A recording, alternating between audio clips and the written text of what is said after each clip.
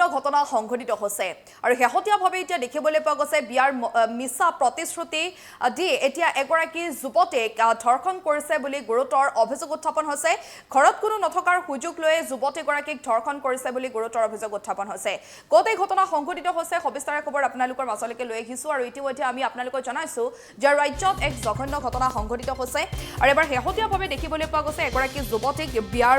প্ৰলোভন দি প্ৰথমতে ধৰ্ষণ কৰিছিল আৰু ধৰ্ষণ কৰাৰ পিছতেই যেহেতুকে সেই যিগৰাকী যুৱতী আছিলে সেই যুৱতীগৰাকী গৰ্ভৱতী হৈছিল বুলি জানিব পৰা গৈছে আৰু সিৰাজুল হক নামৰ লম্পটে এই জঘন্য ঘটনা সংঘটিত কৰিছে বুলি জানিব পৰা গৈছে আৰু এই ঘটনা সংঘটিত হৈছে মানকাছৰৰ কাৱাহাগীত সংঘটিত হৈছে এই ঘটনা এই জঘন্য ঘটনা সংঘটিত হৈছে এগৰাকী যুৱতীক বিয়াৰ প্ৰলোভন দিছিল আৰু বিয়াৰ মিছা প্ৰলোভন দিয়ে ধৰ্ষণ কৰিছে বুলি ইতিমধ্যে গুৰুতৰ অভিযোগ উত্থাপন হৈছে আৰু উপৰ্যুপৰি ধৰ্ষণৰ পিছতেই যুৱতীগৰাকী যেহেতুকে গৰ্ভৱতী হৈছিল আৰু সিৰাজুল হকৰ বিৰুদ্ধে এই গুৰুতৰ অভিযোগ উত্থাপন হৈছে সিৰাজুল হকে এই জঘন্য কাণ্ড সংঘটিত কৰিছে বুলি ইতিমধ্যে জানিব পৰা গৈছে আৰু ঘটনাক কেন্দ্ৰ কৰি মানকাছৰ থানাত ভুক্তভোগী যুৱতীগৰাকীয়ে ইতিমধ্যে গোচৰ ৰুজু কৰিছে বুলিও জানিব পৰা গৈছে আৰু অভিযোগ অনুসৰি প্ৰায় 7 মাহমান পূৰ্বে মানকাছৰ থানা এলেকাৰ কাৱাহাগী গাঁৱৰ লম্পট সিৰাজুল হকে একেখন গাঁৱৰে যুৱতী এগৰাকীক ঘৰত কোনো নথকাৰ সুযোগ লৈ বিয়াৰ প্ৰলোভন দিছিল আৰু বিয়াৰ প্ৰলোভন দিয়াৰ পিছতেই ধৰ্ষণ কৰিছে বুলি ইতিমধ্যে গুৰুতৰ অভিযোগ উত্থাপন হৈছে আমি আপোনালোকক জনাইছো খবৰ আৰু লম্পট যুৱক সিৰাজুল হকক যেতিয়া সেই যুৱতীগৰাকীয়ে অন্তঃহত্যা হোৱাৰ যি ঘটনা সেই ঘটনা যেতিয়া যুৱতীগৰাকীয়ে অৱগত কৰাইছিল আৰু তাৰ পিছতেই যুৱতীগৰাকীক বিয়া পাতিব বুলি মিছা প্ৰতিশ্ৰুতি দিছিল এই লম্পট সিৰাজুল হকে আৰু ইফালে যুৱতীগৰাকী যিহেতু অন্তঃহত্যা হোৱাৰ যি ঘটনা সেয়া যেতিয়া স্থানীয় ৰাইজে যেতিয়া গম পাইছিল তেতিয়া সমাজৰ মানুহে তেখেতক গ্ৰহণ কৰা নাছিল ফলত যুৱক যুৱতী দুয়ো পৰিয়ালৰ উপস্থিতিতেই ৰাইজ মেল পাতি সন্মতিক্ৰমে আদালতৰ জৰিয়তে দুয়োৰে বিয়া পাতি ঘটনাৰ মীমাংসা কৰে আৰু ইফালে যুৱতীগৰাকী পিতৃগৃহত আশ্ৰয় লৈ মানকাছৰ থানাত লম্পট যুৱকসহ 5 জনৰ বিৰুদ্ধে ইতিমধ্যে এজাহাৰ দাখিল কৰিছে আৰু যুৱতীগৰাকীক বিয়া পতা যুৱকজনৰ পৰিয়ালৰ লোকে যুৱতীগৰাকীক মানি লোৱা নাই আৰু বিভিন্ন ধৰণৰ অত্যাচাৰ চলাইছে বুলিও ইতিমধ্যে গুৰুতৰ অভিযোগ উত্থাপন হৈছে কিছু বিস্ফোৰক মন্তব্য আছে সেয়া আমি আপোনালোকৰ মাজত লৈ আহিছোঁ শারীরিক ঘটনা সিরাজুল হক আমার সাথে জুরুদ হলে এরকম করছে গর্ব করছে ফিরে আমার জুরুদ হলে না করছে আমি বাড়তে মা বাপে থানা বাড়তে আমার জুরুদ হলে করছে না সিরাজুল হক কাওয়াহাকি দরুয়া কাওয়াহাকি তারপর তো আমার হুমকি তুমকি দাইছে ডর দাইছে আমারে আমি কইছি যে হয়েছে আমার তো নাই হয় না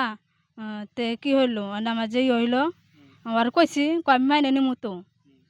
ফির আর মাইনে না নাওতে মাইনে না অঠান আমি চাইছি আধার কার্ড চাইছি ফিরে কয় কি করবি করে গা তুই মাইনে না তুমি তো পরে ঘটনা সম্পর্কে তোমার গার্জিয়ানকে জানাও নাই আমার গার্জিয়ান জানাবার দেয় নাই হতে স্যার জানাবার দেয় নাই কেউতে পরে কিভাবে জানলো গার্জিয়ানে পরে জানাবার দেয় নাই কে ফিরে কইছি যে আমি জোরে ধরলে কইছি যে আমার এরকম করছে জোর ধরলে আমার করছে ও আমার কবার দেয় নাকি ডর দেয়ছে আমারে হুমকি ধমকি দেখাইছে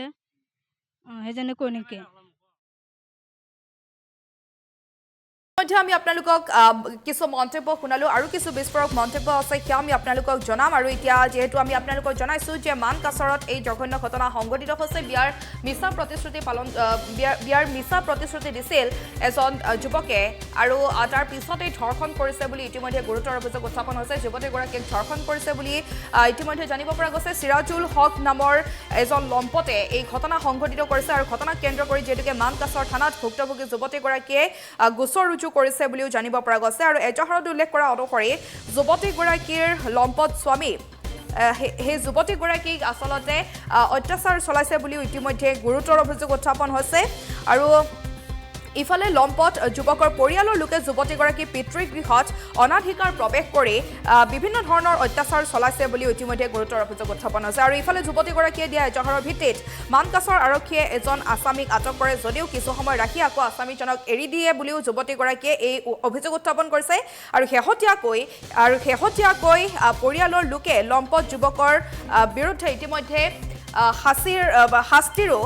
শাস্তিৰো দাবী উত্থাপন কৰিছে, উপযুক্ত শাস্তিৰ দাবী উত্থাপন কৰিছে। আৰু কিছু বিস্ফোৰক মন্তব্য আছে, সেয়া আমি আপোনালোকৰ মাজত লৈ আহিছোঁ।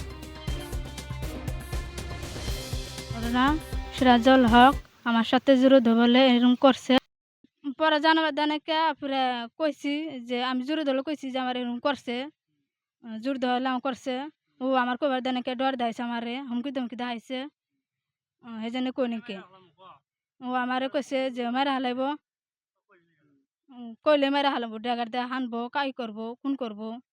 এনে কইবার না করছে। এখন ফিরে কেস হচ্ছে, ছেলেটার সাথে কি তোমার বিয়ে হয়েছিল? বিয়ে হয়েছিল কতদিন পর আগে বিয়ে হয়েছিল? 1.5 মাস আগে। সম্পর্ক হয়েছিল 7 মাস আগে। হ, হুজুর ধরলে